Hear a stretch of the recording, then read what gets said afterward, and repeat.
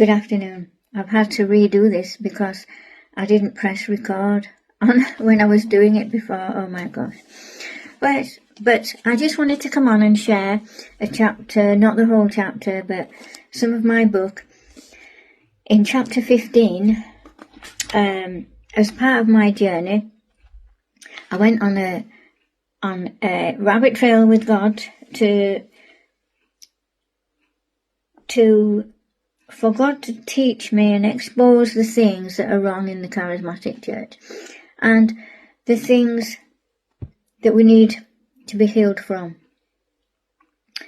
Now, I was part of charismatic church actually it wasn't in Leeds, it was in Harrogate, but they was connected to Bethel in California. And recently, the leaders of Bethel Church have come out and publicly apologised for their oversight of allowing Sean Bolts, who is a false prophet, falsifying information, using Facebook to mine information about people and then pretend that that's a revelation from God. I mean, that is blasphemy, really.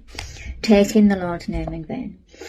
Now, these behaviours of certain leaders and certain pastors within the church that have recently been called out, like, I don't know Todd White much, but he's been called out, Sean Bolts. You know, you can't hide sin from God. Eventually it's going to burst, it's going to come out, and people are going to see it for what it is.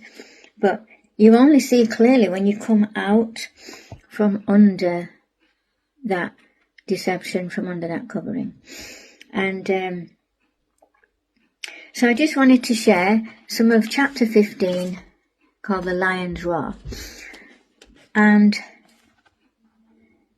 I start off, so the chapter in this chapter 15 is called Narcissism, NAR and Nazis. So I went on a journey with God for God to show me what Satan is hiding behind the scenes in some of the charismatic movements of today. So this is very relevant. So the verse I quote at the beginning is 2 Corinthians 2 verses 10 and 11, which says, "Anyone you forgive, I also forgive. And what I have forgiven, if there was anything to forgive, I have forgiven in the sight of Christ for your sake, in order that Satan might not outwit us. For we are not unaware of his schemes." Okay, so forgiveness is important. When it comes to narcissistic leadership within the church, recent events have forced us to confront the deep cracks in our spiritual foundations. One prominent example is the unfolding scandal at the International House of Prayer in Kansas City, IHOP KC, and since then there's been the fallout at Bethel. But this was the beginning of it, where founder Mike Bickle has been accused of serious sexual misconduct. What once seemed like a solid prayer movement has now become a sobering example of what happens when accountability is lacking and power goes unchecked. God is shaking and waking the church, and now we're seeing it happen at Bethel, the exact same fallout and the waking up. The leaders seem to be waking up. He is revealing what the church should be and what it must never become. True sonship is being forged in the fire of exposure. Wow. We are witnessing the unravelling of faulty charismatic systems that prioritized charisma over character. This is the problem. As a charismatic Christian myself, I deeply believe in the power of the Holy Spirit, signs and wonders, and the Book of Acts model of community.